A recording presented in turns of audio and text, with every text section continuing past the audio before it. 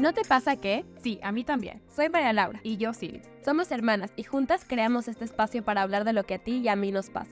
Bienvenidos a Date Chance. Hola a todos y bienvenidos al 5º episodio de Date Chance Podcast. Mi nombre es María Laura y estamos súper contentos de que nos estés escuchando. Hola con todos, mi nombre es Silvia y tenemos un invitado muy especial. Santiago, bienvenido. El tema de hoy son adicciones. En general vamos a hablar de adicciones y estamos bastante contentas. Es un tema muy importante que todavía me tiene un poco nerviosos, la verdad, porque es muy amplio, ¿no? Entonces cuéntanos, Santiago, ¿quién es Santiago Hidalgo? Santiago Hidalgo, un lojano, un joven más de este mundo, una persona que vivió ciertas experiencias. Nací en un lindo hogar, una linda familia, con muchos principios, cosas buenas. Y crecí pensando que todo el mundo es buena gente, porque obviamente como en la familia hay cariño, en la familia que yo crecí. Y era una familia empresarial, habían muchos trabajadores, entonces siempre lo tratan bien a uno.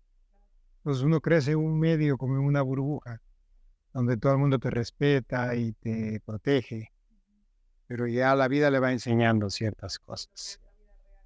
Ujú. La vida nos va dando, es la escuela, ¿no? Sí, cuando conversábamos mediante mensajes y así, usted nos comentaba que no hay una escuela para la vida. Y me llegó tanto eso porque uno cuando a medida que va creciendo se va dando cuenta de que en realidad sí crece en una burbuja. O sea, cuando tenemos ese privilegio de crecer en un hogar con cierto respeto, con amor y con todas las necesidades básicas, uno crece en esa burbuja y luego darse cuenta de que el mundo a veces un poco cruel, es un choque de realidad bastante fuerte. El ego, tengo entendido que tiene, no sé si son 10,000 manifestaciones, pero es increíble el ego del ser humano. Nosotros nos gusta aprender en nuestra propia experiencia. No escuchamos las sugerencias, los consejos, los refranes que están ahí para nosotros, para el diario vivir, pero no, nosotros somos orgullosos y queremos hacer nuestro camino, y uno aprende con dolor. Muchas veces aprende con dolor, esa es la realidad. No hay una parte en la Biblia que dice, a mí me gusta mucho la Biblia, ¿no? Me gusta mucho. Considero que es el libro más sabio que hay, ¿no? Siempre digo, yo es lo que yo creo, ¿no? Yo no soy el dueño de la verdad. Es un estilo de vida que yo aprendí, algo que a mí me sirvió y que me baso en mucho de lo que yo vivo, de lo que veo y converso, a lo que yo leí en ese libro. Entonces hay una parte que habla en Ezequiel, dice, a ti te digo atalaya. Atalaya es un centinela. Los centinelas los ponían en unas torres para observar si venían enemigos, si había peligro. Dice, si no adviertes a tu hermano del peligro, entonces si él muere, tú serás el causante. Pero si tú adviertes a tu hermano del peligro y él no hace caso y sigue su camino, ya tú has librado, ¿no? Entonces es como que siento la obligación de dar este mensaje, de hablar de la historia de mi vida, con el fin de evitar a los jóvenes que tomen consecuencias negativas en su vida, ¿no? Porque trae mucho dolor a la familia, a las personas alrededor nuestro, los amigos. Causamos daño con nuestro comportamiento. Sí, en el tema de adicciones que vamos a tratar el día de hoy, queremos hablar de adicciones en general, pero en su historia de vida, ¿cómo empezó su adicción? Hablamos también un poco de la predisposición genética que tiene una persona para tener una adicción. ¿Cómo fue? ¿Cómo empezó? Bueno, la Organización Mundial de la Salud ha definido a la adicción como una enfermedad, ¿no? Entonces hay una predisposición genética, tengo entendido. Yo, en mi experiencia, no, yo digo siempre, no hay una prueba médica o un examen. Tú vas al laboratorio y te sacan sangre y dices si eres O positivo o negativo. Pero no hay una prueba médica que diga adicto. Eso no existe. Entonces es muy difícil determinar a una persona. Sí se le puede observar ciertos comportamientos, ¿no?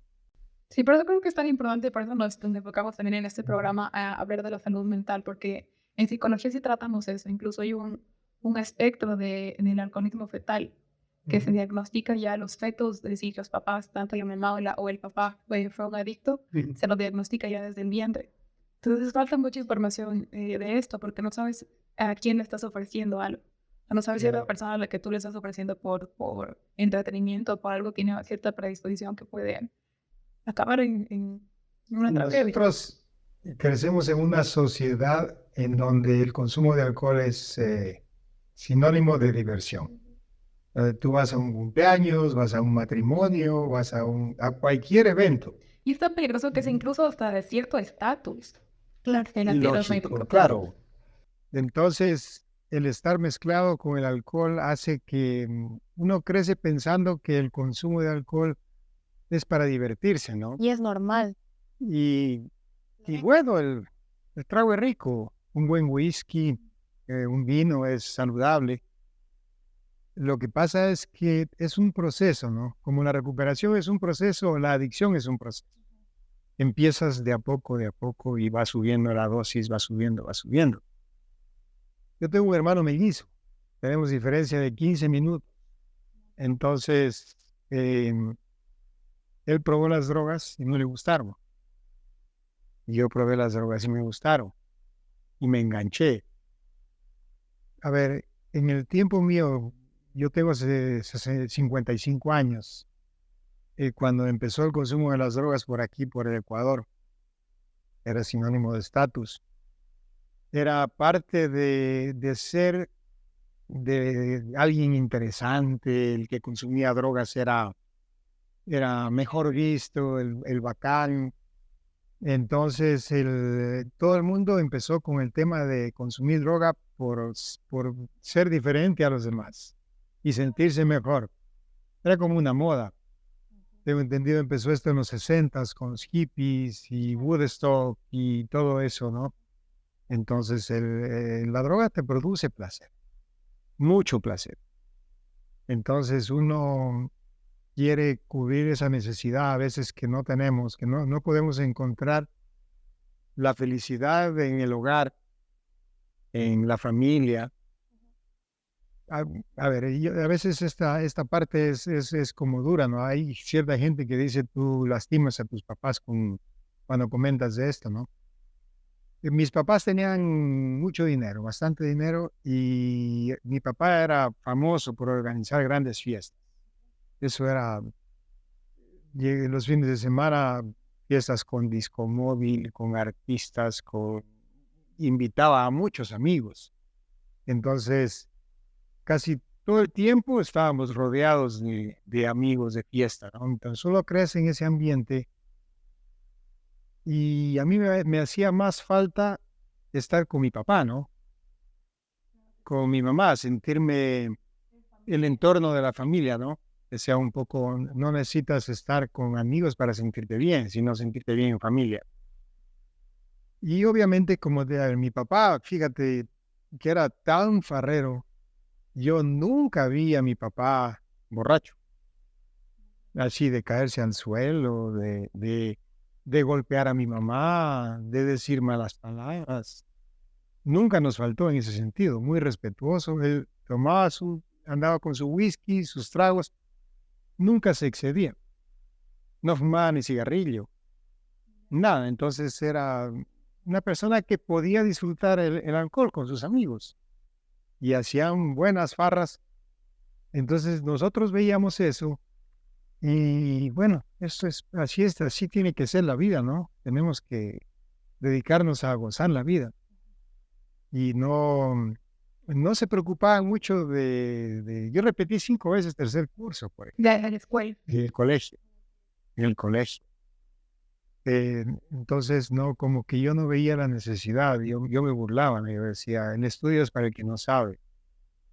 Y no me gustaban las responsabilidades. Pero me imagino como que ya al haber crecido en un ambiente donde lo tenía todo, ¿Para qué luchar por algo, para tener algo que ya tenían? O sea, no, siento que no hay que justificar ciertas actitudes, pero sí se me hace muy lógico esa actitud, como este pensamiento de, bueno, o sea, ¿para qué me voy a esforzar si en realidad ya... Yo me levantaba, no tenía que tender mi cama, me dejaba la ropa ahí, siempre tuvimos 2 empleadas, 3 empleadas en casa y ellos nos hacían todo. Yo solo me levantaba, era bueno a servirme de todo, claro. Sin embargo, en las vacaciones sí, o sea, mi papá sí le pedíamos el carro, por ejemplo, y decía, bueno, primero vayan a dar de comer, le gustaba tener ganado, nos ponían a trabajar en la empresa que formó mi abuelo. Todas las vacaciones, un ingenio azucarero. Ujú. Un ingenio azucarero. Entonces nos íbamos de vacaciones a trabajar y nos ponían a trabajar con los mecánicos en el laboratorio, en todo el proceso de la caña de azúcar, de la fabricación de azúcar. Y pues más, nosotros llegábamos a jugar ahí que realmente a tener una responsabilidad, a trabajar, ¿no? Y eso le afecta a uno porque no le dan las responsabilidades. Y yo necesité más, a ver, mira, mi hermano se dedicó a estudiar. Él sí se dedicó a estudiar, se dedicó a crecer. Me acuerdo, era fotógrafo, poeta, escritor. Tenía una memoria privilegiada, me acordaba de muchas cosas. Entonces, él sí se dedicó a crecer en conocimiento sin necesidad de que lo estén guiando, ¿no? Entonces, eso es importante, que no todos los hijos somos iguales. Habemos unos que somos más susceptibles y necesitamos que nos estén ayudando. Y lo que te duele, te duele. O sea, yo siempre digo eso porque a alguien le puede parecer muy insignificante cierta actitud que tuvo tu papá o tu mamá contigo, pero te dolió. O sea, no quita el que haya sido mínimo, no quita el que te haya afectado. De hecho, lo hizo. El no tener como que tal vez ese apego con tu papá o con tu mamá, o sea, no necesitarlos de otra manera. Totalmente, o sea, yo necesitaba a mi papá como papá, ¿no? Abrazarme con él, que esas cosas yo no tuve, ¿no? Él era cariñoso, o sea, no agresivo nunca fue, pero, o sea, cariñoso de abrazarnos. Yo eso no lo tengo en memoria, no lo tuvimos. Entonces eso te desvaloriza, ¿no? Entonces yo quería llamar la atención, obviamente. Entonces yo necesitaba de cierta forma encontrar algo que me dé a mí. Compañía. Ajá, Compañía sobre todo. sí. Y pues claro, los amigos que están ahí, los amigos yo siempre me acuerdo con el grupo de amigos que teníamos, yo salía a verlos a ellos y ellos estaban primero sus obligaciones. Mira, yo tuve un grupo de amigos con el que crecimos juntos y nos pegábamos unas tremendas farras y full drogas, como dice, alcohol, drogas y todo. Entonces, pero ellos siempre decían, primero voy a hacer mis tareas. Ellos hacían sus deberes y después de eso nos íbamos a pelear. Pero primero su responsabilidad. Y pasó el tiempo, pasaron los años y ellos lograron graduarse de la universidad, crearon sus empresas y les fue muy bien en la vida, ¿no? Yo no, pues yo fui cada vez hundiéndome más en el consumo de las drogas. No queremos ser imprudentes, pero ¿cuál es la droga que empezó a consumir? Marihuana Ok. y base de cocaína. Ujú. ¿Qué se siente? Uy, la base dice, como decía, como un orgasmo. Ok. Ujú. Es fuerte. Sí, a mí me causaba muchísimo placer. Y dentro de este, o sea, primer consumo, no se daban cuenta todavía, o cuando llegó el punto en donde dijeron, bueno, tiene un problema. Y eso no lo notaba. No, al principio no. Al principio no, como es parte de la farra, los jóvenes se pegan su farra y llegas y te levantas tranquilo al otro día, no ha pasado nada. Pero ya cada vez es más evidente porque ya sí, mira, yo no me gustaba estudiar. A mí no me gustaba estudiar, a mí me gustaba estar en la calle. Y siempre necesitaba de amigos que rompan reglas. Entonces me empecé a llevar con personas mayores a mí. Porque las personas de mi edad no hacían lo que yo hacía. ¿Qué edad tenía en este tiempo? Yo empecé desde los 16, 17 años. Joven. Desde los 16, 17 años en el colegio. Ahí nos empezamos a farrear y ya conocimos las drogas. En una fiesta en casa nos invitó un amigo, vengan, prueben esto. Y nos pusimos a consumir y me gustó mucho. Desde la primera vez que yo probé la base de cocaína me encantó. Me encantó. Y desde ahí ya era todos los fines de semana y a medida que pasaba el tiempo ya era todos los días. Y el tema económico, o sea, nos cuenta que su familia tenía un poder adquisitivo bastante grande, pero o sea, ¿le daban el dinero todo el tiempo o cómo era el tema? No, pues ya empiezas a robar en casa. Ya la cartera de tu mamá, la cartera de tu papá, empiezas a sacar el dinero de ahí. Claro, yo me sacaba el dinero para poder consumir la droga. Qué duro. Y por otro lado, bueno, en cuanto a usted, o sea, ¿cuándo llegó al punto en donde dijo, ¿lo puedo controlar o realmente esto me está afectando? ¿O siempre estuvo como, siempre pensó que era un problema? Bueno, yo siempre buscaba tener éxito en el consumo, poder consumir y también cumplir con Control. las necesidades básicas, porque ya empiezas a crecer, pasan los años y tienes que hacerte cargo de ti mismo, ¿no? Porque ya empiezas a hacer una carga en la casa, ¿no? Y ya te dicen, bueno, trabaja, termina el estudio, haz algo, ¿no? Entonces empiezas a crecer y te das cuenta que ya no eres niño, y ya no eres ese niño que la gente a veces puede dejarle pasar por alto ciertas actitudes. Ya empiezas a madurar y te das cuenta que tus amigos van creciendo ¿Y la comparación? y tú te vas quedando. Creo que la comparación es un tema importante porque partamos del hecho de que siempre hubo una comparación. No, tal vez no directa, pero yo creo que muy subconsciente sí. De bueno, mi hermano, soy distinto a él. Tal vez un poco yo no digo, hay personas, como usted dice, su papá no era malo, sino que no sabía expresar sus sentimientos como tal vez usted quería. Entonces partimos de esto, que no es que pasó, sino que se evolucionó. Entonces existía todavía ese sentimiento, o sea, no cambió. Siempre fue partimos de ahí y terminamos ahí. Yo me sentía menos por el hecho de haberme metido en eso. Obviamente mi hermano responsable, mi familia responsable, todos tenían sus títulos, iban en sus trabajos y yo nada de eso, entonces me sentía menos. Siempre. Y el tema en el colegio, ¿qué decía la gente? O sea, no la gente en general, los profesores, porque hablamos también que es muy importante la educación o el consejo de alguien.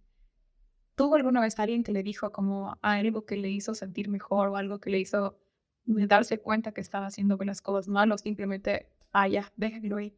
No, pues yo a los profesores no les hacía caso. No. Okay. Yo no quería. Lo que me digan, Bien. entraba por aquí, me salía. Yo tengo una pregunta, bueno, y también, bueno, estamos hablando de adicciones de drogas, pero las adicciones en general, o sea, sentimentales y tal, hablábamos hace poco de, no te voy a dar un consejo entre amigas porque igual vas a hacer lo que quieras. Entonces, es lo mismo, creo, en una adicción. Totalmente. De decir, bueno, te puedo dar el cielo y darte la guía, pero si es que no te das cuenta por ti solo y que la vida en realidad es dura y cruel, que te pase factura para poder decir, bueno, o sea, sí valgo por mí mismo y sí puedo hacer las cosas, pero porque yo me di cuenta. Porque yo le podríamos decir maravillas de vales oro, puedes sola, pero en realidad, si no me siento bien, por más que venga el presidente a decir, bueno, no me lo voy a creer, es verdad. Totalmente. La decisión la tomó uno al final. Nosotros no queremos escuchar a nadie. Queremos encontrar el éxito en lo que hacemos. y de la forma que lo hagamos, ¿no? Entonces, las personas que nos metemos en drogas, ya queremos llegar al momento en el que nadie nos moleste, nadie nos diga nada, pero poder estar consumiendo y poder cumplir con las obligaciones también, ¿no? Eso es una lucha constante, que pasas por años tratando de tener eso. En Estados Unidos, cuando viví en Estados Unidos, pues allá no hay mamá, no hay papá, allá no hay nada, tienes que trabajar. Entonces, claro, yo te comentaba que yo viví en New York. Bueno, viví primero en Tennessee unos 5 años, pero en New York fue lo último, porque ahí sí ya me metí bastante en el crack. Vamos a pausa aquí. Cuando Ujú. estuvo, durante el tiempo que estuvo en Tennessee, ¿también consumía? Marihuana, Ok. ahí sí, full marihuana. El, en Tennessee era solo mi hermano no consumía marihuana. El resto, todos consumían marihuana, todo el entorno donde nosotros nos fuimos jóvenes con mi hermano a vivir en Tennessee, como era toda la aventura, ¿no? Me dice mi hermano, vámonos a vivir en Estados Unidos, que no está trabajando aquí. Entonces, mi hermano ya se había graduado del colegio. Él ya estuvo en Canadá. Llegaron unos canadienses a la empresa por un proyecto. Mi hermano se hizo amigo de ellos y él les pidió que se lo lleven a trabajar. Entonces se fue 6 meses a Canadá, aprendió inglés y vino al Ecuador y me dice, vamos a Estados Unidos. Y yo dije, bueno, guap, siempre he sido de las personas que no planifica mucho las cosas, sino soy vivo el día a día, ¿no? Entonces, vámonos. Y teníamos 2 números telefónicos. Llegamos a Miami y teníamos una amiga que vivía en Connecticut y un primo que vivía en Knoxville. Entonces, en Miami el teléfono, primero a la amiga. No contestó a mi primo, él nos contestó a Tennessee. Y llegamos ahí, nos quedamos 5 años, sí, 5 años allá. Entonces, el primer trabajo que conseguimos fue en un restaurante. Ahí empezamos a trabajar y éramos muy responsables y en eso sí, un ejemplo. Pero te cuento que cuando yo ya fui a Tennessee, yo ya salí de un centro de rehabilitación. El primer centro de rehabilitación que abrieron aquí en el Ecuador, en 1986, de un doctor, un guayaquileño, el doctor Rafael Velasco. Él estudió psicólogo, psiquiatra en Alemania y trajo este modelo de internamiento, de hacer clínicas para internar a los pacientes. ¿Dinero interno o fue por decisión propia o su familia? Me engañaron vilmente. Engañado. Llegaron 2 amigos míos que yo los conocía, eran embaladísimos y los vi diferentes. Los vi así tucos, así, como que habían estado en el gimnasio, todo. Ya. Y me decían, hermano, dice, en Guayaquil han abierto un centro, dice, lo máximo, dice, de noche nos escapamos a la cancha, nos pegamos los grifitos, hay hembritas, dice, los fines de semana nos vamos a la playa, hay cancha de vóley, hay abres la refrigeradora, hay frutas, es lindo. Convencido. Convencido, entonces, mamita le digo, mándeme. Quiero decirte, ya, bueno, a Guayaquil, en Chongón. Eso era, sí, Chongón, vía la costa, adentro, en una montaña. Estuvimos 40 lojanos ahí, en esa clínica. ¿Y cómo fue la experiencia? De entrada yo llegué y ¿Dónde está mi hembrita? me dice él, mira niña, ahora te noto, dice vos, ¿cuántos te fumabas? Yo le digo hasta 100 paquetes, así. Disculpe la expresión, dice, ya, pues paga 100 de pecho, hijo de puta. Paga 100 de pecho. ¿Qué pasó, no? Entonces, una pastilla, una Sinogal, eso te mata esa pastilla. Y al otro día me levanté todo volado y con una cadena. Cadena en mis pies. Entonces, claro, me levanté al otro día, hermano, ya nos llevaron a comer y la sopa, la cuchara por acá. Ido. Entonces, como era una clínica que quedaba en la montaña, era abierto. Entonces, podías escaparte, ¿no? Entonces, a los que ingresábamos era para ver el comportamiento, ¿no? Si es que estabas tranquilo, pues ya te quitaban las cadenas y todo. Pero fue el inicio para ver tu reacción, ¿no? Qué shock. Porque hay gente salvaje, ¿no? Bueno, yo sí era un salvaje en el consumo, pero como les contaba al inicio, yo siempre fui buena gente, o sea, no crecí con malas intenciones. Yo fui una persona respetuosa y con principios siempre, ¿no? Entonces, claro, ya al otro día ya nos quitaron las cadenas, ya vieron que éramos tranquilos con el grupo de amigos que fuimos. Eso sí, de inauguración, tenías que tender tu cama, te corrían lista, ¿no? Llegaban de mañana a ver la cama, si estaba bien tendida, si estaba la sábana, una cruz. Si así en el filo de la ventana, polvo, otra cruz. Te hacían así un poquito de barba, otra cruz, o si estaba sin correr. 3 cruces, eso sí, a la cancha. Ejercicio físico. 1 hora de ejercicio físico, full abdominales, flexiones, full ejercicio. Ahí empecé a conocer lo que es el programa de Narcóticos Anónimos, de Alcohólicos Anónimos. Ahí me hicieron ver una gran realidad de mi vida. Me sentaron ahí en el medio de la sala, habían la bola de pacientes, el doctor, entonces empezaron a ensalzarme. Entonces, como yo en ese tiempo era hecho el guapo, súper hecho el más chévere y todo. Vos dice, ¿quién eres? Vos tienes plata, ¿no es cierto? Sí, le digo, yo tengo harta. ¿Qué esa empresa que tienes tú? Dices tuya. Sí, le digo, es mía la empresa. Esa empresa la hizo mi abuelo, ¿no? Y dice, ¿tienes empleados? Sí, le digo, tengo como 700 trabajadores. 700, qué bestia, eres. Entonces, ya estaba todo preparado, uno al otro, y yo cada vez decía más así, un pechazo. ¿Y tienes carros? Le digo, como 30. ¡Qué bestia, qué salvaje! Y de ahí sí, al final me dicen, ¿y vos de qué te crees dueño? Pues mantenido hijo de puta. Sí, es fuerte. ¿Cuándo en tu vida has trabajado para decir que te mereces eso? A ver, entonces fue un shock y era mi verdad. Yo era una larva, porque en la casa no colaboraba, si trabajaba me decían compañero de trabajo de las 9 en adelante, no cumplía con los horarios como era hijito de los dueños y me sacaron la madre. Me sacaron la madre. O sea, no, físicamente no, porque nunca, o sea, yo creo que tú te ganas el trato a donde vayas. Tú te ganas el trato a donde vayas. Yo siempre fui pacífico y nunca fui malcriado, nada de eso.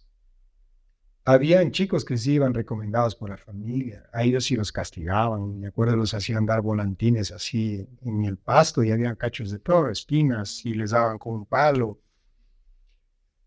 No, pues entonces yo vi una realidad y vi que yo estaba mal. Yo me di cuenta que estaba mal, que mi vida no estaba bien. Entonces ahí conocí yo la parte diferente de lo que es la responsabilidad de que yo no había hecho nada en la vida, ¿no? Entonces, mira que estuve 3 meses ahí. Estuve 3 meses. Y yo ¿Es particular? O sea, ¿te tiene que pagar para entrar ahí? Sí, claro, había una mensualidad.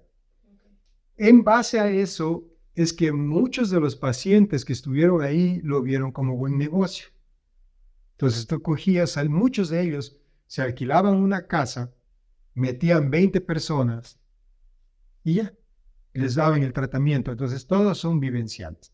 Un tratamiento debe tener 2 partes. La científica, que es la y la médica, claro, y la vivencial. No puede ser solo vivencial, porque claro, vos sabes que habemos locos, o sea, yo cojo y encierro 20 y tienen que pensar toditos como yo. Y eso hay. Entonces, hay muchas clínicas, hemos escuchado cosas terribles que han pasado en clínicas que han incendiado. En una clínica en Quito, a una chica lesbiana la violaron para que sienta placer. Ay, Dios. Sí, entonces, Wow, todavía que Parece que es muy lejano y muy incierto, pero sí existe. no, es terrible. Les llaman las clínicas nazis, ¿no? Entonces, en base a esa clínica, mucha gente lo vio como buen negocio, Claro. porque es un buen negocio. Pero y también la educación de las familias, me imagino, ¿no? Y de que decía, que se rehabilita a como de lugar. O sea, vieron el negocio en la desesperación de Una vulnerabilidad, quizás. Vulnerados. Vulnerabilidad. Vulnerabilidad, perdón. Está bien. Pero me refiero a este tipo de negocios que no lo hacen tal vez conscientemente de la desesperación de la gente. En realidad se lo ven como puro negocio. Y que lamentablemente es bueno visibilizarlo porque todavía existe. O sea, ¿cuál es el verdadero tratamiento? O sea, un seguimiento, una verdadera rehabilitación. Hay modelos ya para rehabilitación en Europa, México, Colombia, Estados Unidos. Modelos fantásticos que van apareciendo porque, claro, la gente estudia y ve cómo se debe tratar. Pero en Guayaquil, en la costa, hay chicos difíciles. Sí. Hay chicos súper difíciles que a veces con un buen trato no te quieren escuchar, ¿no? Obviamente, ¿qué tiene que ver eso con escuchar, con aprender también? Mira, mi último internamiento que yo estuve en Guayaquil, era en una casa, había piscina, jacuzzi, gimnasio. ¿Eso fue a un lugar diferente que el primero? Sí, era diferente, pero era de un amigo. El amigo mío, yo me fui por mi voluntad, obviamente, y ya despuesito te contaré mi proceso, más o menos como estamos en este tema. En esta clínica el trato era bueno, ¿no? Yo hablé con mi amigo y le dije, quiero meterme un par de meses para retomar mi vida, ¿no? Y nos pidieron unos amigos de aquí de Loja que lo internemos a un amigo que ese mango sigue consumiendo. Él no. La literatura dice que hay seres desdichados que no encontrarán la luz. Hay gente que muere así. Hay gente que por más que hagas lo que hagas, no van a cambiar. Entonces este amigo es de ese caso. Él sigue mal.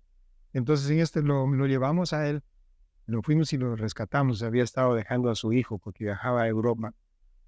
En el aeropuerto cogimos y lo llevamos y lo metimos en la clínica. Ahí donde estaba. Entonces, toditos los días, hermano, desde que entró nos insultaba. Si ustedes quieren dejar de fumar, dice, como era una mera chistoso, allá ustedes, hijos de, a mí no me jodan, dice, yo quiero seguir fumando. Pucha, todos los días. Desde toda una semana pasó así. Esta clínica vale, y aquí no hay buen trato, no hay unión de grupo, no hay nada. Toditos los días. Y yo me hacía mis oraciones, al levantarme en la mañana, al acostarme, y él me quedaba viendo. Hipócrita, hijo de...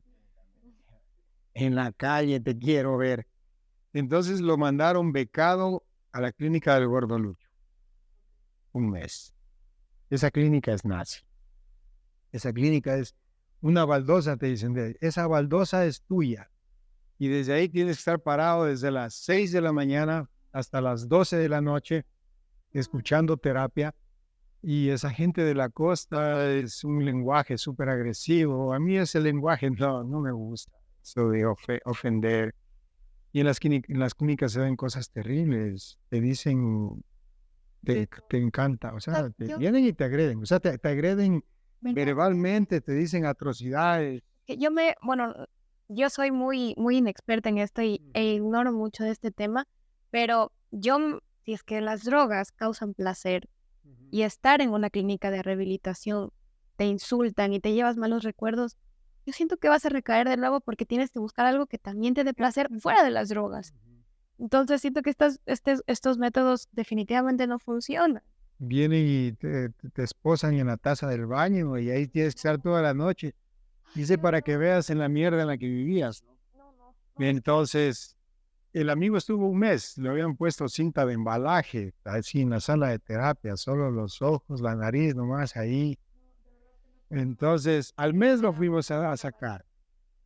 Y cuando salió me decía, Suquito, dice, quiero solo un manuchito, dice, no quiero más.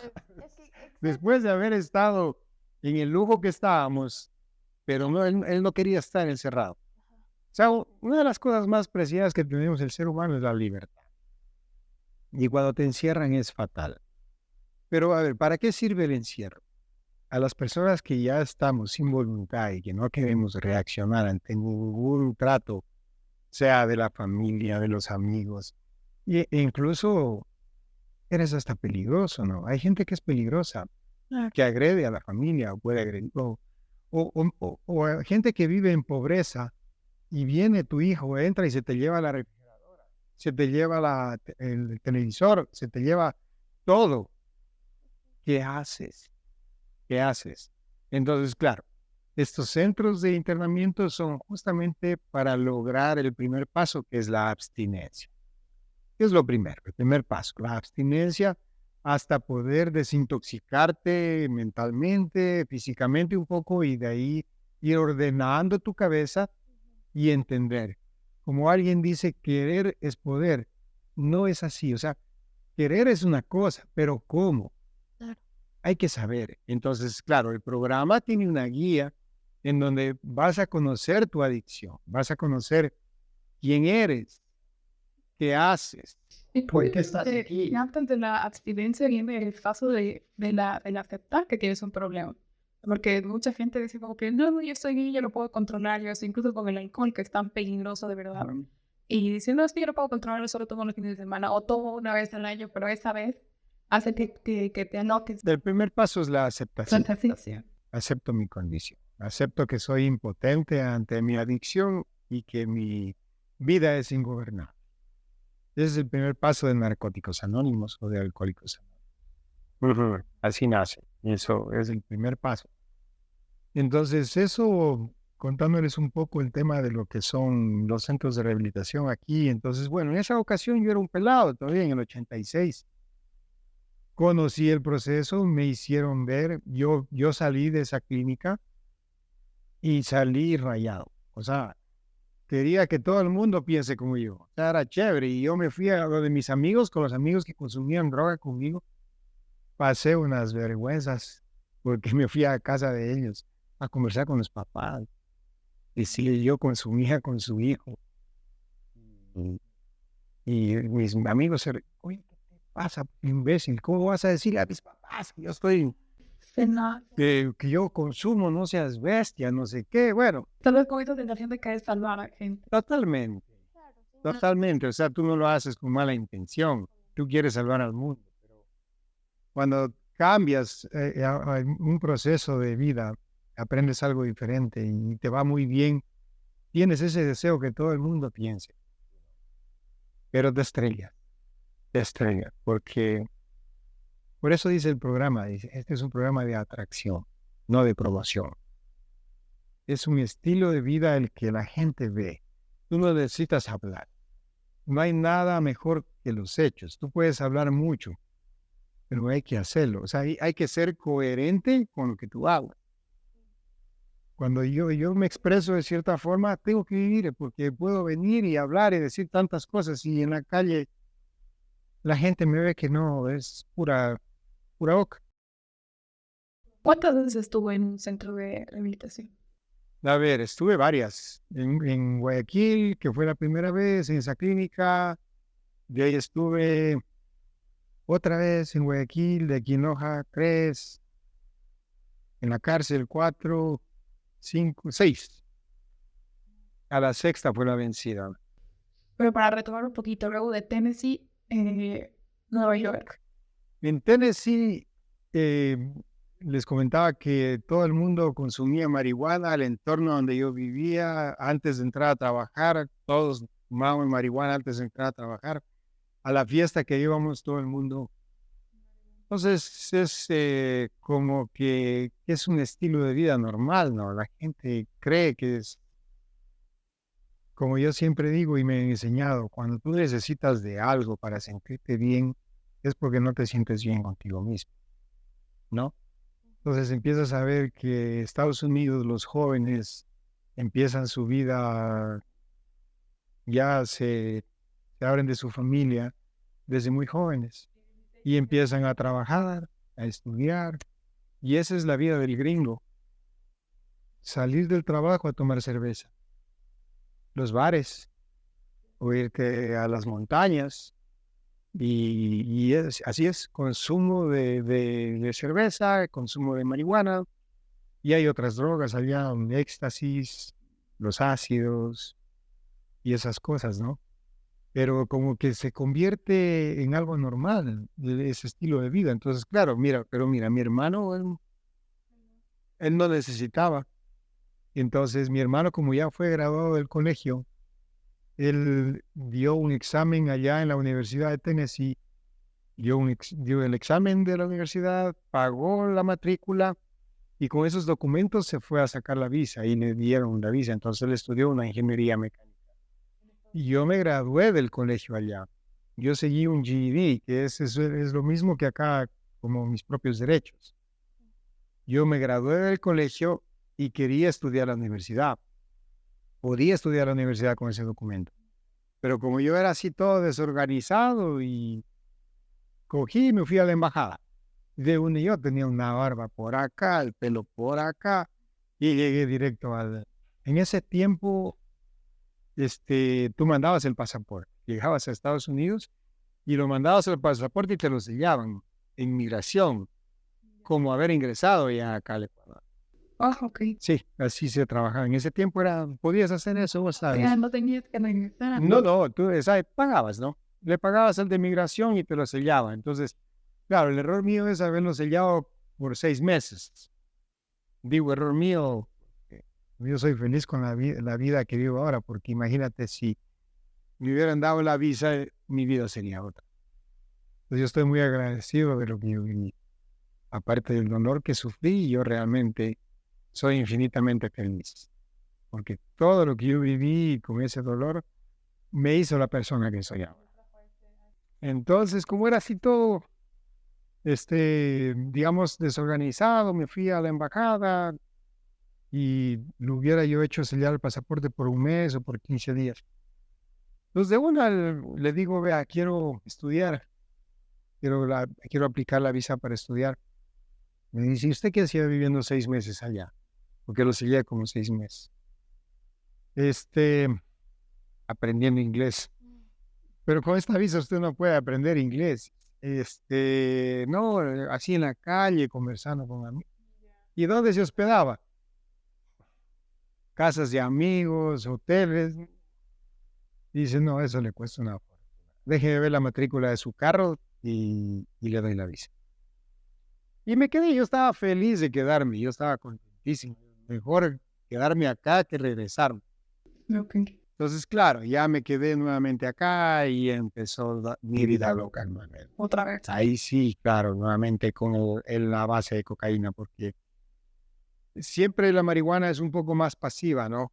No. Eso le quería mencionar un poco que el tipo que nos cuenta que estuvo consumiendo solamente marihuana fue un tiempo que en realidad logró, así no digo que sea buena ni que estoy yo a favor No, sí, totalmente. pero que estuvo en un momento tal vez un poco más estable que incluso logró en el colegio. Claro, o sea, como dice, la marihuana es rica y todo, pero pasas como imbécil, riéndote como tonto. Claro, y te crees que... No, pero la marihuana también tiene sus efectos. Tiene muchos efectos negativos, secundarios, que hace perder la noción. Vives otra realidad paralela. En todo caso, la base de cocaína, que era lo que más me gustaba, pues ya me quedé acá. Yo me quedé acá, me casé, me divorcié. ¿Y qué tal la relación de pareja teniendo una adicción? Fatal. O sea, es fatal. A mí no me interesaba el hogar, sino los amigos. Yo quería pasar más. Hice daño a una mujer. 3 años que duró ese matrimonio. Hice mucho daño, lo cual tengo una hija de mi primer matrimonio. Ella ya se casó, es una linda chica. Ventajosamente la mamá La abuela de ella la educó súper bien. Es una excelente niña. Tiene 25 años. Está muy bien. Entonces ahí yo nuevamente metido en esa vaina. Ahí estuve otra vez en una clínica de rehabilitación tratando de retomar la vida. Pero no, no había nada que me haga cambiar, te digo. Definitivamente las drogas pasan a ser lo más importante en tu vida. En centro de tu vida. Es más importante que la familia, más importante que tu futuro, más importante que el sufrimiento de cualquiera. Llega a ser, por eso yo siempre aconsejo a los jóvenes y digo, no la prueben. El amigo que yo te contaba de Guayaquil, el dueño de la clínica, dice, la primera vez que me pegué, dice, mi primer grifo, me acuerdo, iba por la calle Bolívar comiendo un helado de palo. Fue rico, decía. Si yo hubiera sabido a dónde me llevó eso, nunca. Entonces él hizo un centro de rehabilitación y él definitivamente desistió, lo vendió, dijo, no, yo no soportaba porque tú te comprometes con la gente y los hábitos les fallamos. Las estadísticas de rehabilitación son súper bajas a nivel mundial. Es bajísimo, es bajísimo. Hay la historia de un amigo, cuenta la historia de un chanchito. Dice que un señor encontró un chanchito en la calle, estaba todo sucio, se lo llevó a la casa, lo bañó, lo perfumó, le puso collares, estaba lindo. Un día se quedó la puerta abierta, directo al fango. Salió el chanchito a revolcarse. Y así es en muchos casos los adictos. Tú muerdes la mano del que te da de comer. Sientes que te traicionan, obviamente, porque estás en un proceso de rehabilitación, ¿no? Pero el adicto quiere seguir consumiendo. ¿Y el tema económico en este momento, sus papás lo seguían apoyando o ya buscárselo? Los pobres papás son los que tienen que sufrir las consecuencias por años, porque ellos no quieren ver sufrir a sus hijos y no les queda otra que apoyarte de cierta forma, ¿no? Hay casos que yo conozco que sus papás definitivamente ya les dan un cuarto para que consuman en casa y no estén en la calle lastimándose. Les compran una dosis para que estén en casa. Eso pasa en algunos casos, pero claro, yo me dediqué a trabajar, trabajaba, me botaban del trabajo, seguía consiguiendo trabajo. Mi papá era tan bueno que me acuerdo que me regalaba, por ejemplo, me daba 1 hectárea de terreno sembrada con ciclo corto. Yo trabajé en agricultura también. Sembrado el tomate, pagado todo, solo tenía que coger, vender el producto y con la venta del producto volver a sembrar y volver a salir. Ya hubiera sido un buen negocio. Pero yo me daba eso. Mi papá tenía tractores, yo también fui operador de maquinaria, yo operaba los tractores. O sea, las oportunidades estuvieron ahí siempre. Mi papá a mí me dio muchas cosas y yo siempre decía, Dios le da barbas al que no tiene quijada. Yo me acuerdo iba yo en el carro fumando droga y pasaba y veía a un señor regando la caña. Con una lámpara regaba la caña bajo el sol. Y yo decía en mi cabeza, ese pobre señor con esa lampita tiene que dar de comer a su familia con un sueldo básico, educar a sus hijos, y yo teniendo todo, pudiendo estudiar, estar en una buena universidad, en un buen trabajo. Estoy aquí fumando droga. Entonces empiezas a hacerte mucho daño, ya mentalmente ya no es diversión, es dolor. Porque cada vez que estás consumiendo, vienen esas ideas a tu cabeza, y dices, la volví a caer. Sigo siendo un inservible, un don nadie. Y la relación con su hija en ese momento, ¿cómo ¿Cómo la manejó? Bueno, mi hija, yo la dejé chiquita, de 3 años. Solamente estuve con ella hasta los 3 años, entonces obviamente, obvio, ella no percibió nada.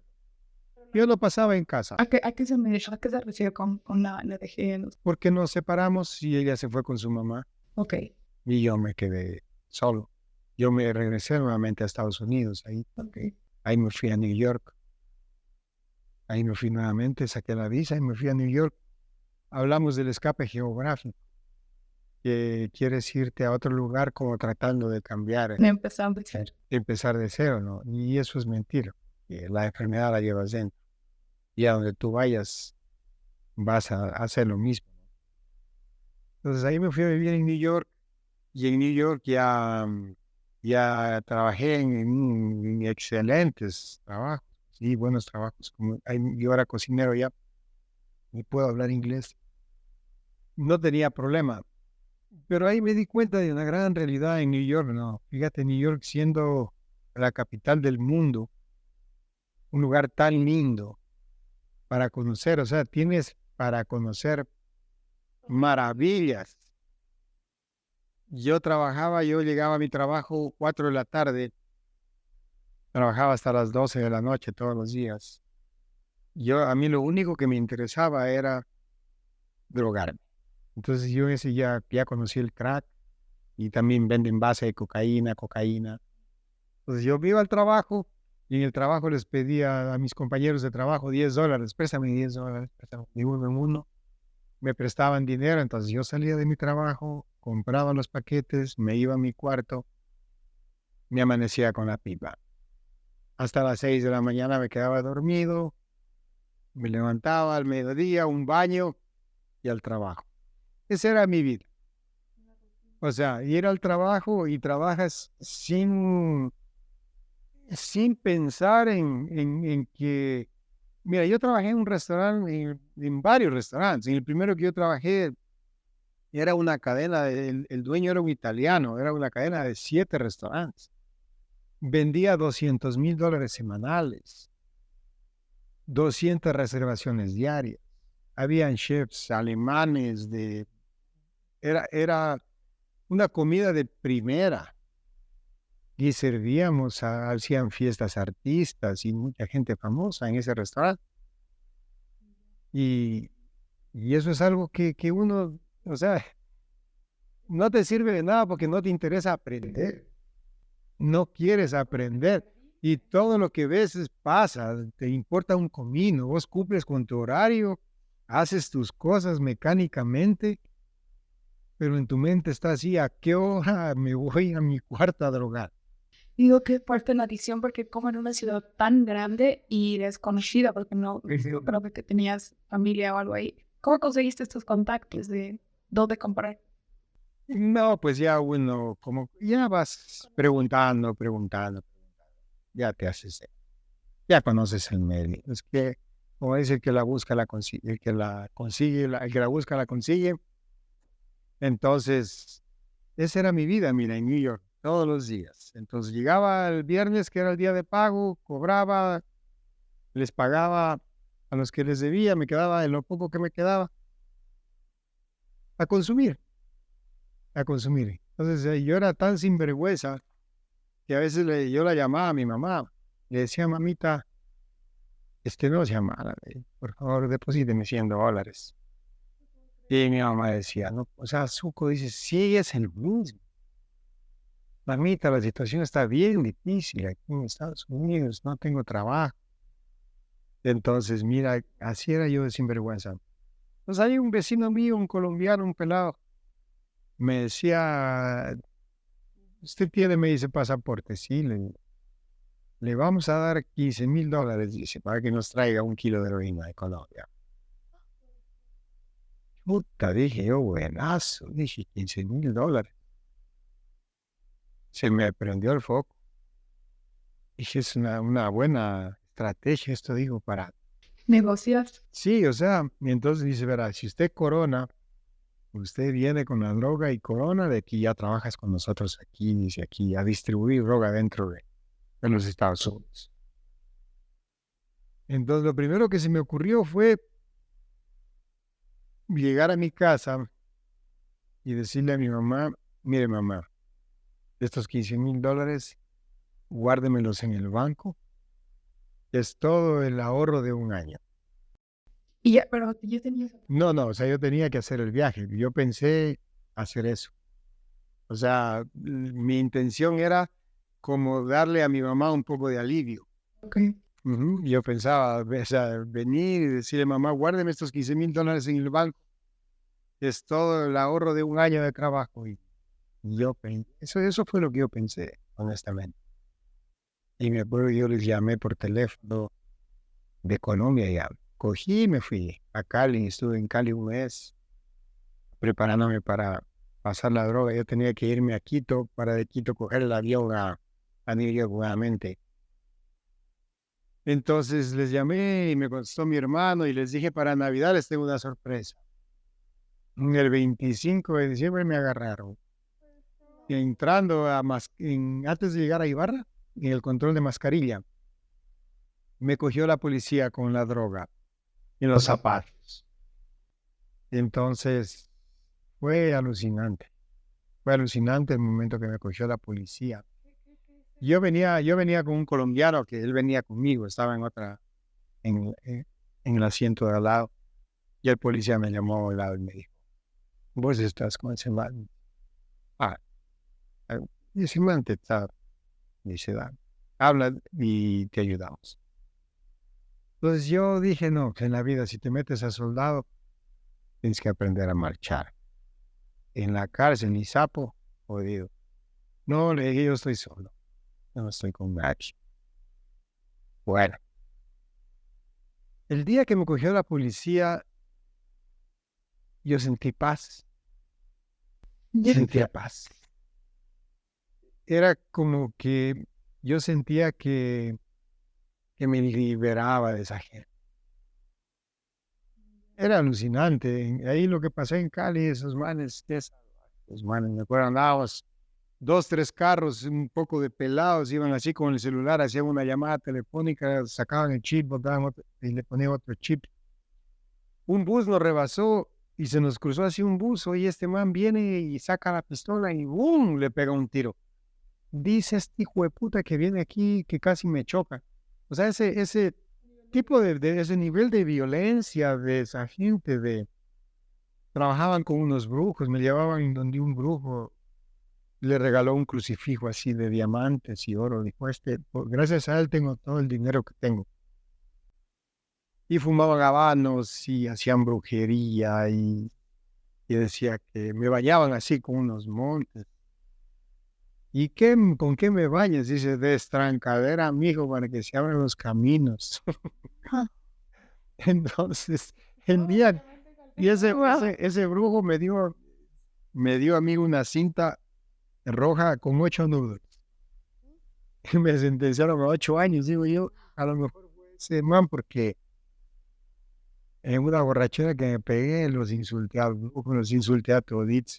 Yo me acuerdo, estábamos en un río y en calzoncillo y el brujo detrás mío con un cuchillo. Yo decía, Dios mío, si paso de aquí llego a Nueva York. En la noche anterior en una borrachera, yo me acuerdo que estaba borracho, me metí coca, borracho, y les empecé como a cuestionar su estilo de vida. Eso sí me acuerdo. De bestia. A la actualidad todos me quedaban viendo sí. Yo decía, Dios mío. Estoy aquí jodido.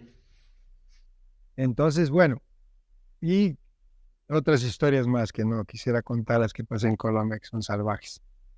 Pero bueno, entonces, el día que me agarró la policía, yo sentía que me liberaba de algo. Me sentenciaron a 8 años. Fue salvaje. Tuve 2 años en la cárcel de Ibarra y me trasladaron a la ciudad de Loja por prescripción médica, porque la droga que venden en prisión es más barata. Y yo llegué a pagar hasta $300 semanales de todo el dinero que pedía. Te prestan con el 100%. O sea, yo pido $20 hoy y los días de pago son los sábados Si el sábado no pagas 20, tienes que pagar 40 el otro sábado. Y si no has pagado 40, pagas 80. Y si no has pagado 80, 160.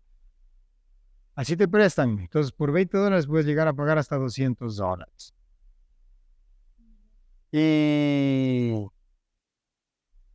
terrible, hermano. Terrible, terrible. Ver la violencia de esa gente. Me trasladaron a la ciudad de Loja. Yo vine ya. Yo veía gente con colmillos ya. Yo sí pasé a otro nivel. Yo estoy convencido que así como existe el mal, existe el bien también. Y el mal existe. Y esa gente que tú ves ahí, toda la gente, mucha de la gente, claro, hay gente, también había un señor, me acuerdo, un colombiano, súper buena gente, él era un pastor evangélico. Y él decía, o sea, mira, de todos los que salieron a juicio, fue el único que habló con la verdad. Él dijo, sí, yo necesitaba dinero para pagarles a mis hijos.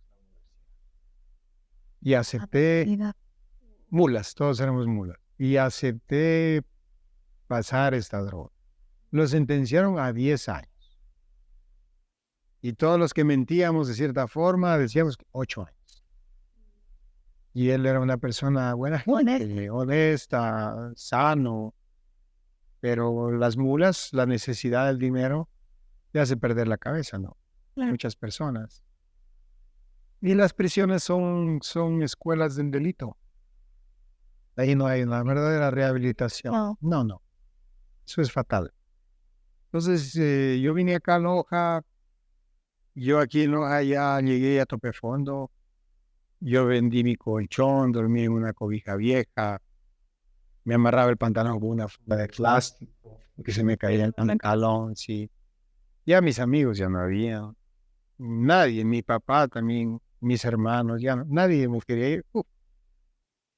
Era fatal. Los amigos que llegaban, dice que afuera se ponían a llorar de verme así. Y duro. Claro, mi mamá llegaba con un atún, una pasta de dientes. Yo le veía lo que traía en las manos. Quería cambiarlo por un paquete. Salvaje. O sea, yo soy papá. ¿Y cómo puede sentirse un papá así? Es feo ver a su hijo en la miseria.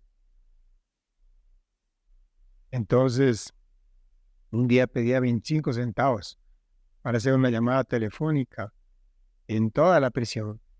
A todos los presos les pedía 25 centavos. Nadie me quiso prestar 25 centavos. Entonces fui así a una esquina y me puse a llorar. Y dije, no, algo de 25 centavos. Entonces, ahí le pedí el cambio. Ventajosamente en ese tiempo había una clínica de rehabilitación dentro de la cárcel. Eso me salvó. ¿En Loja? Sí, aquí en la cárcel de aquí. Eso me salvó. Porque me pasé allá. Y obviamente ahí no hay. Siempre hubo una intención de cambio, o sea. Siempre, claro que sí. Yo sabía que Dios me iba a rescatar. Porque las experiencias que yo vivía eran fatales. Yo en la cárcel de Ibarra es cárcel mixta. Yo conviví con una colombiana en esa cárcel. Y ahí sí es a lo bestia. Ahí creció una psicosis en mí y yo cuando consumía drogas escuchaba sexo. Lo que pasa es que, bueno, aquí podemos hablar un poco, ¿no? Directamente Como yo conocía ese tipo de gente que todo el mundo era chueco, yo estaba metido con esa colombiana, yo estaba enamorado de esa mano. Entonces, en la mañanita ya venía el brujo. Me decías, Santiago, me llegó este material fresco, buenazo. Entonces yo en mi cama prendía la pipa y empezaba ese vuelo. Entonces ya no quería salir al patio, ya estaba ya paniqueado. Dice, no, ya no quiere salir. Entonces había un mancito que de esos malandrines así de la calle, Entonces le decía, toma 2 paquetes, me da esa, me da. Hubo 300 varones, 40 mujeres, una colombiana muy linda, había sido reina del café de Sevilla, bien atractiva. El que menos la quería conquistar, ¿no? Entonces, obviamente, yo veía cosas fatales. Por ejemplo, ahí en la cárcel estaba sentado la pareja, ¿no? Y había un patio largo, tú seguías un callejón y al otro lado estaba el teléfono, en el otro patio. Entonces decían, Claudia, teléfono. Entonces la chica se levantaba, iba caminando y allá se metía en un cuarto con Mao. Se metía en un cuarto con Mao. Entonces el novio estaba así sentado, como ya se demoraba. Él se paraba para ir a ver, ya estaba por allá el centinela. Ya lo veía. Hacía una seña acá. Ya cuando él llegaba, ya la chica estaba en el teléfono. No pasó nada. Todo el mundo quedó sano. Entonces uno ve ese estilo de vida de la gente. Entonces no confías. No confías en nadie. Piensas que todo el mundo te va a traicionar. Porque el estilo de los que llegamos a la prisión no llegamos por buenas gentes. Obviamente es porque hemos cometido un delito, ¿no? En mi caso, yo quise traficar droga. Y eso es prohibido por la ley. ¿Sí? Pero cuando estás en ese nivel de vida es como, es una raya más al tigre, le dices, ¿no?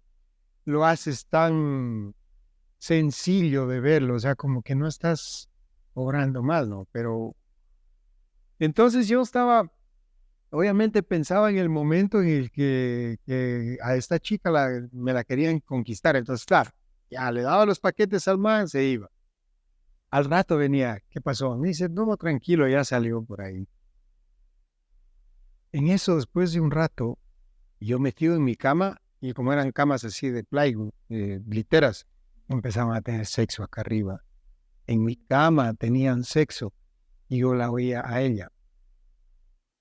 Entonces yo no me atrevía a salir y a ver si era ella, pero escuchaban y yo prendía la pipa y me quería morir y lloraba y eso es así, pero salvaje. Yo escribí cuentos, se llamaban Tras mi ventana, de todas estas experiencias que yo empecé a vivir ahí en la prisión. Entonces, tú ves a la gente y la gente se ríe y dices, se me está riendo. Algo pasó, tú ves cosas. Obviamente, estás en un lugar, no es lo mismo que aquí afuera, en la calle, tú estás con tu pareja se va a trabajar y vos te quedas aquí. Es normal que una chica alguien en la calle le eche un piropo. Ya, eso ya pasa ahí de los agresivos y no pasa nada. Y tampoco, como yo siempre digo, no es que yo soy un billetito de 5,000, que yo soy el más guapo del mundo. Tú ves a un chico que te parece atractivo, no necesariamente tienes que tener ninguna relación con él, pero te parece atractivo por su sonrisa, su forma de vestir, de alguna manera. Entonces, claro, pero ahí tienes que estar todos los días con ella y el que menos pasa por ahí y le echa un piropo y entonces, y ella sonríe. Entonces a veces los hombres confundimos amabilidad con coqueteo. Entonces, claro, ¿sabes? Mi novia tiene que estar así. No, o sea, también sonríe y es educado. Pero como uno está ahí, se güey. Entonces, y como te metes droga y va creciendo esa inseguridad y es una celopatía. Sí, o sea es un cóctel que hace pedazos. No, también es que primero estabas en un estado de adicción muy fuerte, que no estabas en tus 5 sentidos para nada. Y luego no tenías nadie de confianza a tu alrededor, o sea, no puedes decir, terrible. Uy, sí, tuve la pelea con 2 colombianos, me cayeron con cuchillos, tuve que me boté en una cama, después me quisieron matar. Tremendo. Entonces, yo empecé, cada vez que prendía la pipa escuchaba sexo, la escuchaba tener sexo. Entonces, claro, yo consumía, me acuerdo, $5 de punta, compraba ahí paquetes todos los días. Y Y bueno, hay otra vez hay una pregunta. El tema económico, o sea, tu familia te enviaba dinero. me enviaban para pagar. ¿Y qué hacen mis papás? Necesitas pagar lo que debes. Yo pedía a todo el mundo. Pedía a amigos, familiares, llamaba por teléfono y les contaba unas historias.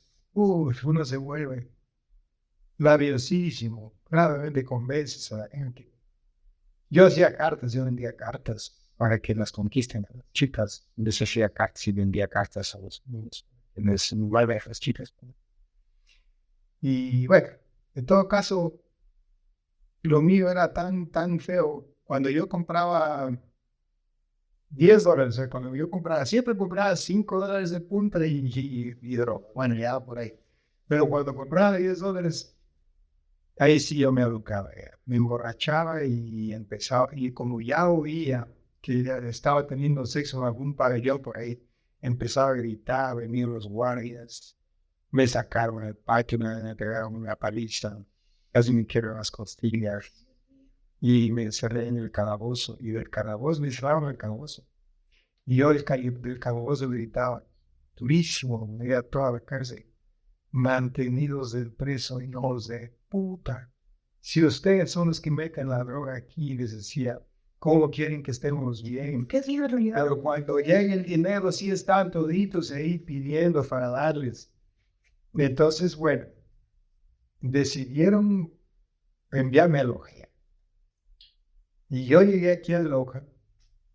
Y cuando vine aquí a Loja, claro, la droga está ahí.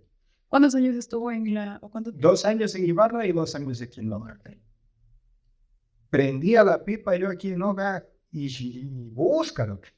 Sheila se quedó en Ibarra y yo aquí yo pensaba que la habían traído de Ibarra y la tenían ahí y pensaba que la policía me estaba a mí filmando para que la gente vea lo que la droga cacha. Okay. Eso pensaba yo. Yo escuchaba. Yo a veces cuando prendía la televisión, yo los noticieros y los veía y hablaban de mí. Yo hablaba con la televisión. Y hablaban de mí. Entonces, claro, yo vivía una psicosis y una paranoia tremenda, terrible. Y conversaba, claro, en la casa. Yo me iba al baño de madrugada y olía a sangre, olía a llanto, olía a niños. Feo. O sea, yo creo que yo considero que es como parte del infierno de la prisión, ¿no? Es algo bien duro de vivir, ¿no? Pero yo de fondo, yo sabía que Dios estaba conmigo, ¿no? Yo siempre tuve, o sea, me sentía protegido de que yo iba a salir de esto, ¿no? Y yo estaba muy confiado. En el fondo de los fondos, después de todo ese dolor y esas cosas. ¿Hubo algún momento en el que dudó de Dios? No, para nada. Nunca le echó la culpa. Como que, ay, ¿por qué me haces? No, Yo siento, y bueno, siento que Dios en estas situaciones es como tu oso de peluche. No podía contar con nadie más en ese tiempo. así es, no creo Y que puedes como que lo que te fortalece y creo que perder ya la esperanza ya. Por eso mucha gente no sale, ¿no? Porque tal vez no se puede refugiar en algo. cómo será la mente de cada uno, ¿no? Porque las personas son un mundo diferente. Oye, y entonces eso fue mi psicosis terrible, ¿no? Y todo lo que yo viví. Entonces yo pedí el cambio en la clínica. Okay. Y ahí es lo que empieza la abstinencia, ¿no? Estás en un lugar en donde te aíslas de ti mismo, porque tú eres el que vas a buscar a la droga, no te busca a ti. Vos y tú eres cómo conseguir. Entonces, el estar aislado es lo que te permite. Bueno, yo tomé la decisión de pasarme a la clínica.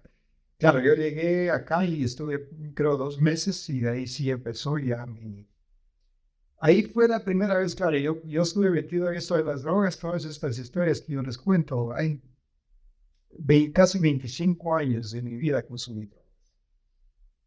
Es la vida entera. Entonces ahí empecé a conocer de Dios. Ahí te visitan testigos de Jehová, evangelistas, San Juan 23, católico. Pero es el mismo. Sí, no, uy, ese en cambio el terreno de Dios es otro tema. Sí, contra otra Sí, eso es súper extenso. Pero yo dije, gracias a la prisión soy libre, porque ahí encontré la libertad. La libertad del ser humano está aquí y acá. Porque tú puedes estar aquí afuera y crees que eres libre. Y eres preso, eres esclavo estás de pronto enamorado de alguien que no te corresponde. No tienes dinero para algo, no tienes trabajo, adicciones de todo tipo. De todo tipo. Entonces eres preso de algo. Y tú me dices, no. Entonces todos estos encierros justamente sirven para valorar la libertad, para valorar lo que tienes cuando estás fuera, ¿no? Entonces sí te sirve ese encierro. Nos contó que tuvo 8 años tenía 8 años de prisión. ¿Por qué ser su grupo 4 de la condena? Porque había es como es la prelibertad. Cuando yo estuve en prisión, el único delito que no tenía acceso a la prelibertad era el narcotráfico. Todos los demás delitos tenían derecho a la prelibertad. La prelibertad es un 50% de la pena. No sé. Y ya puedes tú salir. Te tienes que regresar a firmar un documento. Entonces, lo pelearon en Quito. Los presos, los que tenían la directiva de los presos, la volvieron a pedir y la volvieron a dar. Porque era el único delito que no tenían. Es que ahorita hablando de eso, también es una variedad social tan grande el hecho de que cayeron presos ustedes, o sea, gente que adicta o que necesitaba dinero, pero los grandes están muy bien tranquilos en sus casas, ¿no? Y es algo tan fuerte de ver porque primero son ellos los que te dan algo para arruinar muchas vidas y luego son ellos los que te dan otra oportunidad para tener dinero y luego por ellos mismos caes en ese tipo de situaciones. Entonces, bueno, nosotros, como comenzábamos el inicio, cuando empezamos yo les decía de la sociedad en la que crecimos.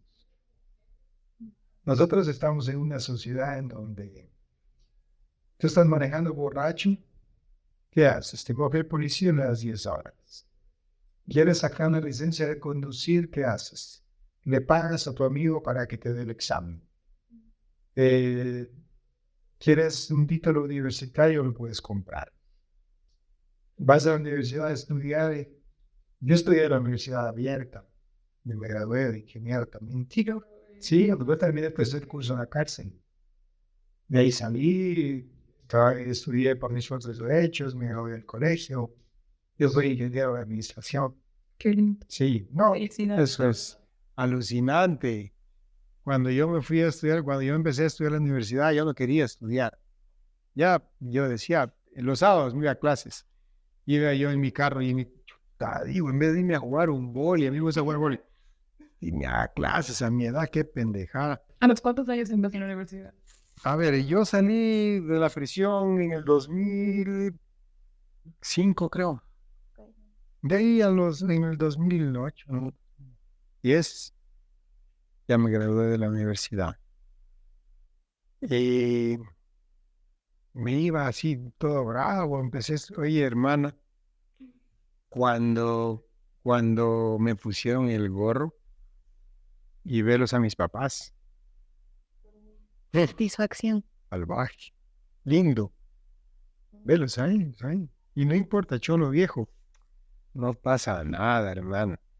Lindo. Y obviamente eso se hace de verlos sus papás y decir, ver a sus papás ahí, pero Un orgullo personal. Claro. usted hace, verse así, o sea, de lo logré, o sea, salió, o sea, es que no mucha gente puede contar la historia, o sea, no mucha gente vive para poder contar lo que usted está contando, o sea, con todo lo que estamos escuchando, hoy me sorprende mucho de que tenga la fortuna y el privilegio de seguir vivo, o sea, haber estado en Colombia, haber estado en la cárcel, o sea, Hay gente que no, solamente no No, lo logra. no, yo tengo muchos amigos que han muerto en esta guerra. Sí. Entonces ahí cuando estuve en la cárcel, fueron lecciones súper importantes.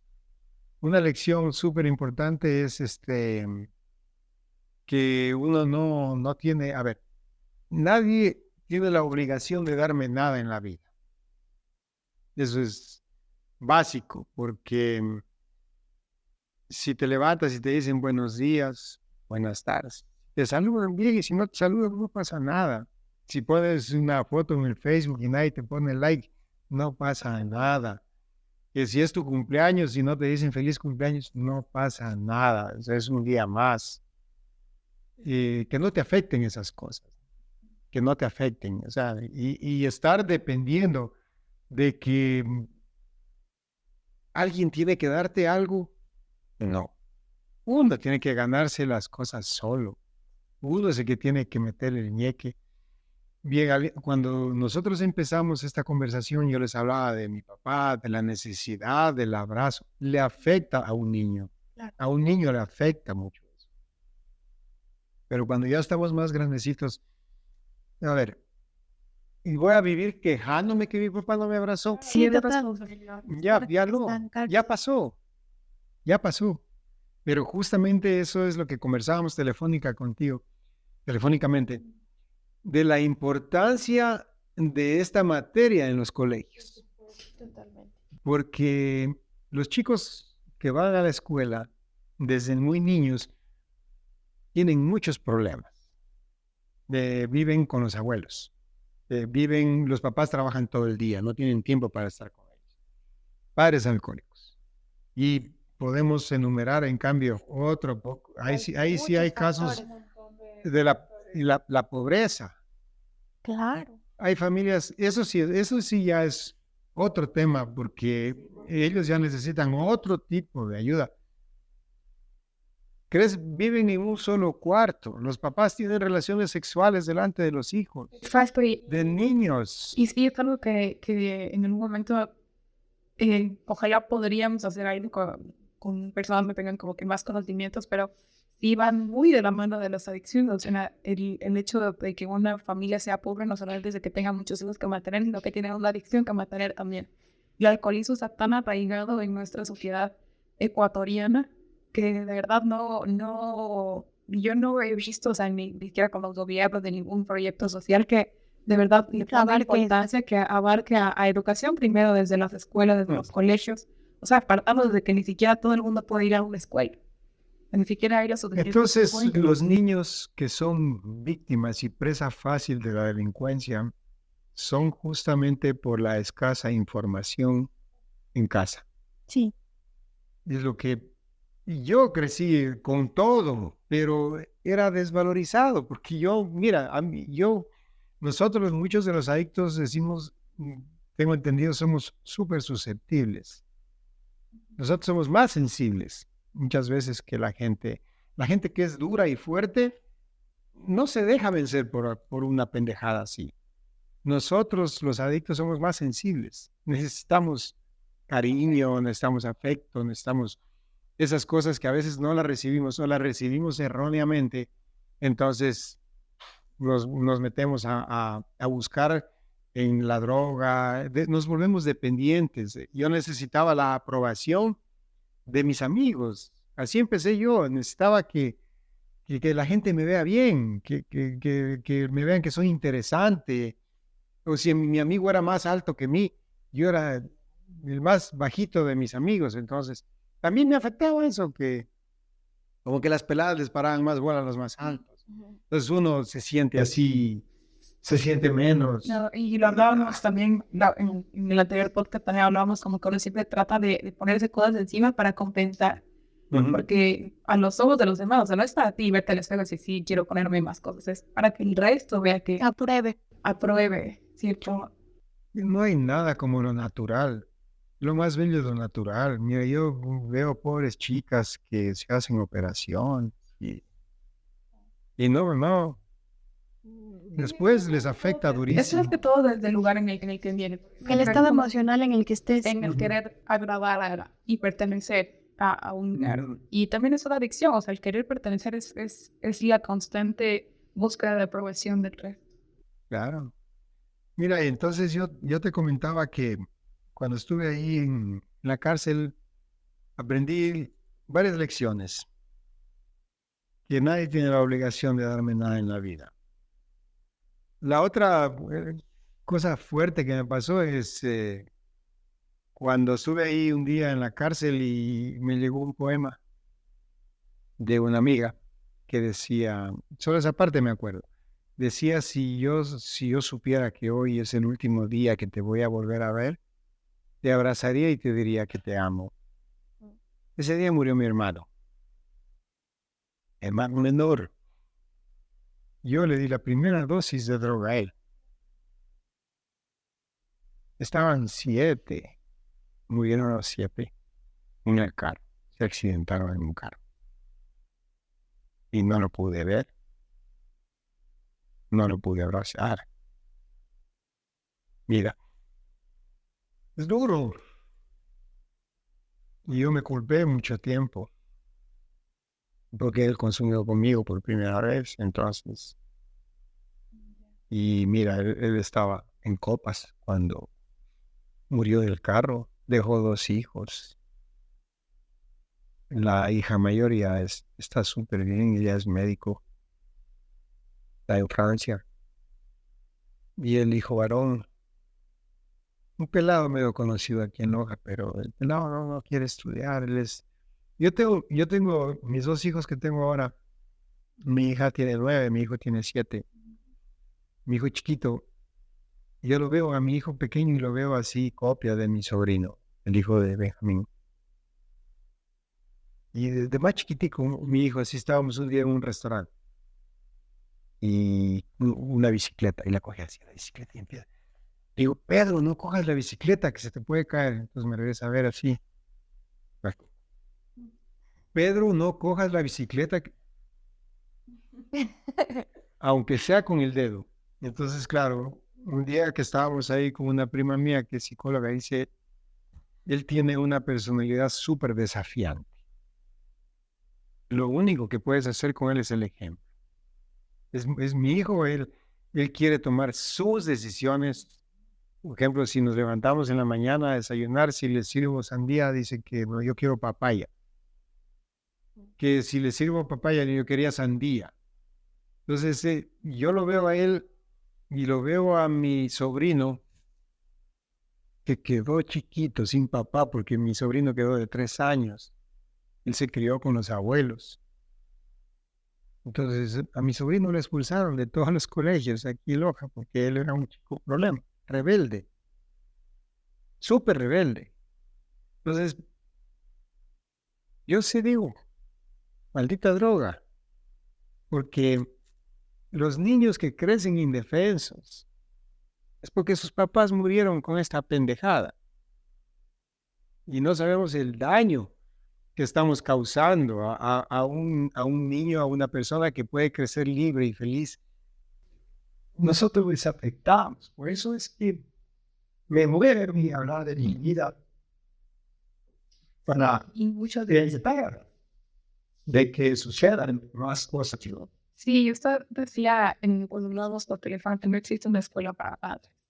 Es cierto, se nadie te enseña a ser papá, pero usted sí tuvo una escuela de vida que le dio ciertas pautas para poder ser papá ahora. Y es innegable que ahorita sí hay herramientas diferentes para sí poder dar un buen ejemplo. Me parece súper importante esto que nos cuenta de su hijo y que tal vez parezca como que es una anécdota chistosa, pero es súper importante que ya primero la presencia y segundo, saber que ya tiene ciertas actitudes con las que tengo que trabajar. No solamente me puedo decir como que, ay, sí, es que es medio malcriadito, es que no le gusta obedecer. Es porque ya tiene ciertas actitudes desde niño que sí, desde como dijo, o sea, cuando estoy en la vida, se nos tiene responsabilidades desde corta edad. En esto es en lo que puede desencadenarse. La guía de los padres es tan importante. Yo lo veo a él y digo así tengo que haber sido yo, un chico rebelde, un chico Que no es irónico de ser así es. No, Pues hay que saber educar bien a los niños. Tenemos que ser parte de la sociedad. La vida es linda. Sí, la vida es linda y uno debe ser amable, generoso. O sea, no sé por qué. Bueno, había un chico que yo lo conocí que nació en prisión. Claro, cuando él era compañero de nosotros, pero él había nacido en la cárcel. Su mamá delincuente, su papá delincuente. Entonces, claro, él se nos robaba todos los días el papel higiénico, la pasta de dientes, y todos los días le daban palo. Entonces él decía, yo necesito.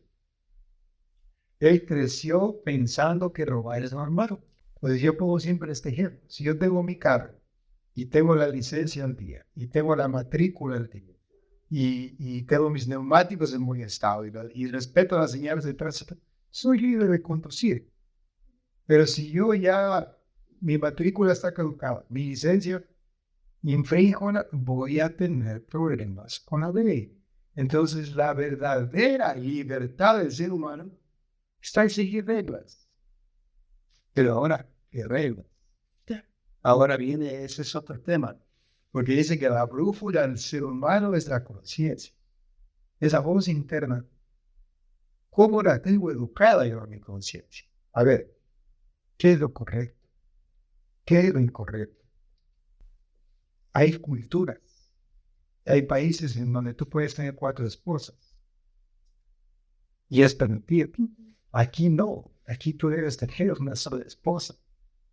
Y entonces ahí viene el otro tema. ¿Quién es el dueño de la verdad? ¿Ya? Entonces viene aquí. ¿Quién es el dueño de la verdad? ¿Cuál es mi modelo a seguir? ¿Cuáles son las reglas, las leyes morales, los valores que nosotros debemos seguir? Por eso, para mí, para Santiago, está escrito en la Biblia. Algo. En la Biblia puedo encontrar, mira, que dice que hay libros que son los bestsellers y agarran tanta fama y se venden miles y miles y miles de copias. Pasan de moda. El único libro que no ha pasado de moda es la Biblia, que es un libro que está vigente y que tú puedes encontrar ahí las reglas morales para toda sociedad. Dice que Gandhi le dijo a un oficial británico cuando estaban en guerra con la India, si tan solo su pueblo y el mío viviéramos bajo los principios que escribió Jesucristo en el Sermón del Monte, no solo se hubieran solucionado nuestros problemas, sino los del mundo entero. Dice Jesucristo en una parte, a ustedes se les conocerán que son mis discípulos cuando tengan amor entre sí. Mira qué bonito lo que es el amor. O sea, si nosotros viviéramos, oye, yo pudiera dejar las puertas abiertas, mi carro afuera, nos trataríamos con respeto. Sí, pero también hay, y con todo lo que hemos hablado, obviamente también existe este problema de desigualdad, ¿no? O sea, hay mucha gente que conoce desde la necesidad. Y más en el momento en el que estamos viviendo en el país, o sea, es como que, aparte de que ya existen estos ambientes violentos donde crecen niños ya siendo violentos, y luego ya sales a un mundo en el que no hay las posibilidades, es complicado. Entonces la educación es la base de todo esto. Y bueno, ya para ir culminando un poco, queríamos decirle como, ¿qué nos aconseja? O sea, ¿qué es cosas básicas que nos pueden servir para la vida? Para cualquier adicción, no solamente para las drogas, que tal vez es como que lo más satanizado, lo más, ay, él sí es adicto.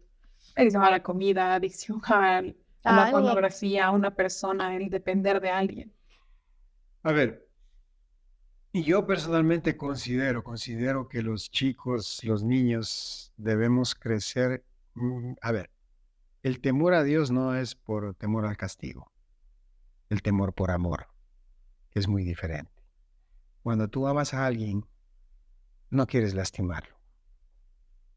Entonces, cuando tú amas a Dios, no quieres lastimarlo.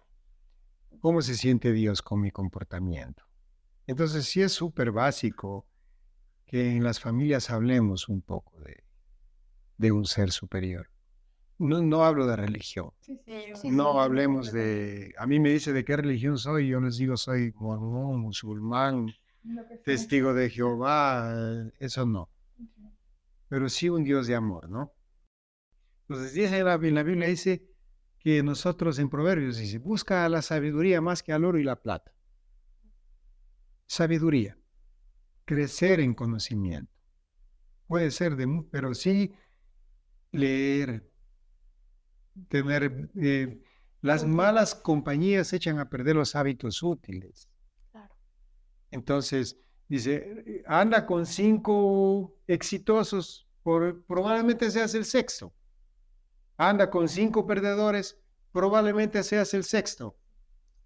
Entonces, rodearse de gente sana, con buenos hábitos. Que sume. Respetemos.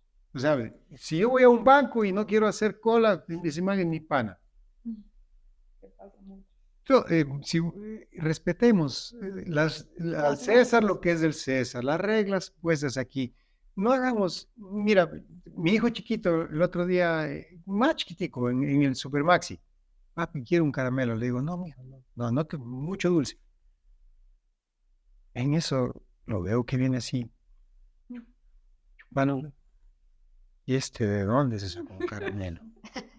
Y ya, pues, y la hermana, como es, avioncísima, también, Dios, déjame. Y le digo, Pedro, ¿qué tienes en la boca? Entonces me queda viendo, se da la vuelta, se saca el caramelo. Nada, papi, deja ver la mano. Y yo sé dónde hay esos caramelos. Ya se fue y vimos que la había roto una funda y se sacó el caramelo. Pues obviamente le digo, lo sentamos a Pedro, le digo, Pedro, lo que estás haciendo, estás robando. Tú no puedes hacer eso. O sea, aquí, aparte de que hay cámaras, y así no hayan cámaras, mijito, no hay que robar. Entonces, o sea, no podemos ser parte de que te llaman al teléfono, dile que no estoy aquí. Seamos honestos, seamos bastante sinceros. Y ahora que menciona acerca de las reglas, a veces uno dice, bueno, es que las reglas son aburridas y tal. Yo, bueno, al menos yo me considero una persona que cuando vive, o sea, tiene una estructura en su vida, es más feliz. Porque tal vez no sepa lo que va a pasar, pero tal vez tenga un plan, o sea, tal vez, no sé, anotar pendientes, anotar... Sí, creo que tampoco, o sea, creo que cuando uno vive, no estructuradamente las reglas hay que seguirlas, no, porque a veces hay que romperlas. Pero sí tener una estructura para, bueno, si me siento perdido, tengo esto, aunque sea mental. Pero sí, o sea, siento que está muy satanizado el hecho de las reglas son malas o las reglas son súper disciplina y así. En realidad no, o sea, yo me siento que cuando tengo una estructura bien fija, estoy más feliz. Sí. De verdad que qué lindo programa, lo hemos disfrutado mucho, Santiago. Sí, totalmente. Y solamente para terminar, quiero decirle, ¿qué le diría usted a Santiago del pasado? A mí me dicen que si me arrepiento, yo digo que no. Por la esposa y los hijos que tengo ahora, no cambia nada. Qué lindo. Y el orgullo de mi mamá también, que está viva, mi papá ya murió. Pero sentirse útil es lindo. Que la gente ya lo busque a uno para cosas buenas es lindo. Y al Santiago del pasado, que gracias a él estoy aquí. Sí, o sea, Santiago del pasado es un chico que falló, que hizo daño, se hizo daño, pero pudo salir. Y gracias a Dios, gracias a que... Mira, la decisión la toma uno al final. Aquí no hay, como decías tú al inicio, no hay la mano, que viene la imposición de manos y que viene un poder sobrenatural.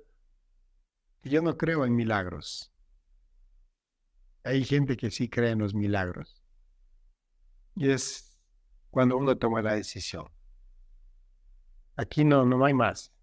Obviamente tienes que asistir a una charla, a una conferencia para aprender. Sí. Todos podemos cambiar, no importa la edad que tengamos. Siempre podemos ser mejores. Cada día podemos ser mejores. Dice, nosotros siempre, los adictos decimos así, nosotros tenemos un programa, dice, nosotros somos de 24 horas. Yo les contaba la experiencia de mi hermano, que no lo pude abrazar. Entonces, abraza a tu familia hoy. Vive con responsabilidad hoy. haz las cosas bien hoy. No esperes, como dice Facundo Cabral, dice, yo me fui a visitar a mi mamá, no había estado años con ella y quería llegar y decirle, yo sé que mi mamá me va a preguntar, ¿qué tiempo te quieres quedar aquí? Yo le iba a decir, 1 año. Sí, había muerto 15 minutos antes de que yo llegue. Entonces, no esperes a mañana, hazlo hoy. No te acuestes enojado con nadie. Los problemas en casa son por las cosas más sencillas. De que uno está preparado para la muerte de un familiar, quedarte sin trabajo. El sábado en la mañana que va a empezar un lindo fin de semana, puta, el sartén, ¿por qué lo pusiste ahí? Y empieza una bronca porque lo pusiste al sartén y vos estás bravo y se arruinó el fin de semana. Hay que controlarse uno mismo. O sea, y no, ese mismo, o sea, hablar con, a ver, no vamos a pelear por un sartén. Disfrutemos el fin de semana. Entonces, sí. Como a mí me enseñaron, decía, lunes el mundo, martes estudio, miércoles el mundo, jueves estudio.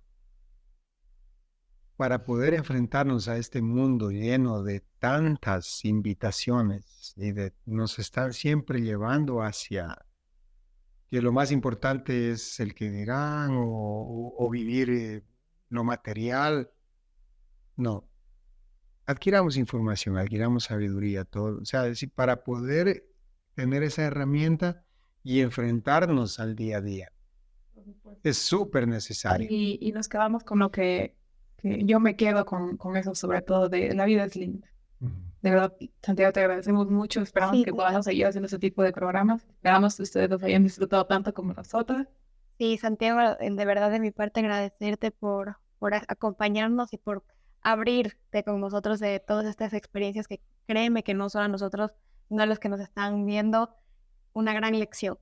Y muchísimas gracias.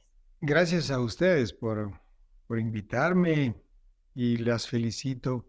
Gracias. Sigan adelante, busquen muchos temas para informar a, nosotros les decimos los civiles, a las personas que no consumen drogas o no tienen problemas.